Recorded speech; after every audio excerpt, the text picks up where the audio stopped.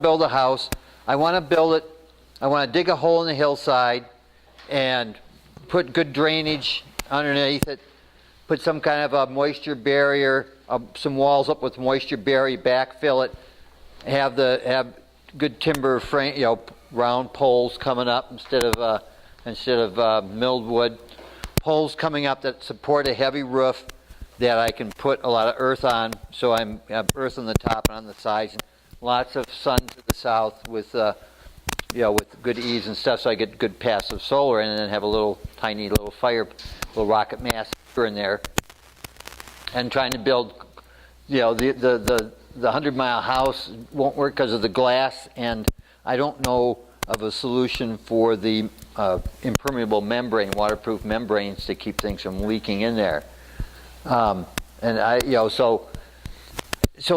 challenges to do that are, one, I don't have a whole lot of money, and I can do a fair amount of it myself. I can use some local materials. One of the biggest obstacle of all, I could say, I could do that. It's like, will I even be allowed to do it? So like the political, or what's allowable. So one of the, when we talk about doing all this natural building, for years and years, straw wasn't allowed to be code, cob wouldn't be code, a wattle and daub infill code. I mean, there's all these techniques and materials we want to use, but they're not. Do you have any thoughts on how is there any way to deal with this whole legality issue of what they'll? So here's one possible, the way I'm thinking of getting around it. Okay, so I want a little colony, you might say, of worker bees. We want to have a little community, and we can have a common house that has all the building regulations and stuff, but we can make little bedrooms.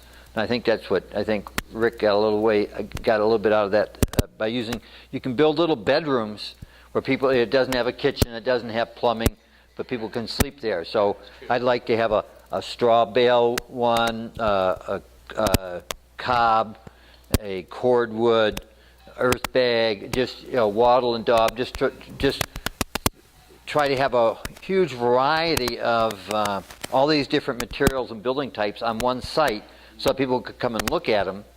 And if they were all a bunch of small little or outbuildings or whatever, I could have all those examples if they were outbuildings or bedrooms. Towards the codes, right. The existing codes. Right. Sepp Holzer, one of our permaculture heroes, just fought tooth and nail with bureaucrats. He has the honor of being the most fined farmer in Europe. and he's still afloat. But he just wanted to, he would just keep pushing ahead.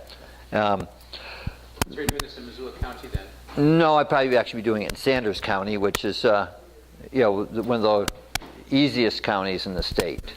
So that would be much easier. Okay. But we can only get started. Yeah, it'd be great to be able to do it in Missoula County. Right. See, what I'm getting at actually is that every county needs a place like that.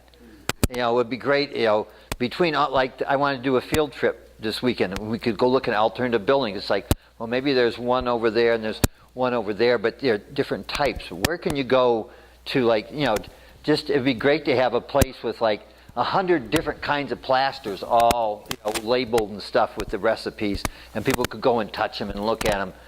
We just need those models and examples, and so just making these things and bringing them around is like a step in that direction.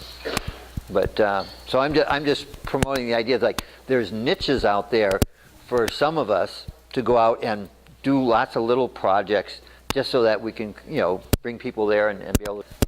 It would be great to have.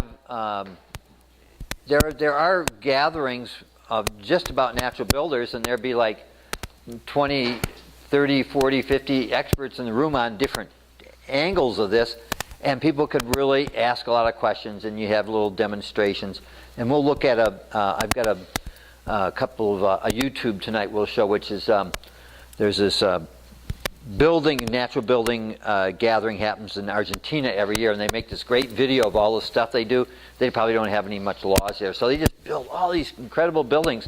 And so we'll go there tonight and look at some of this bioconstruyendo. And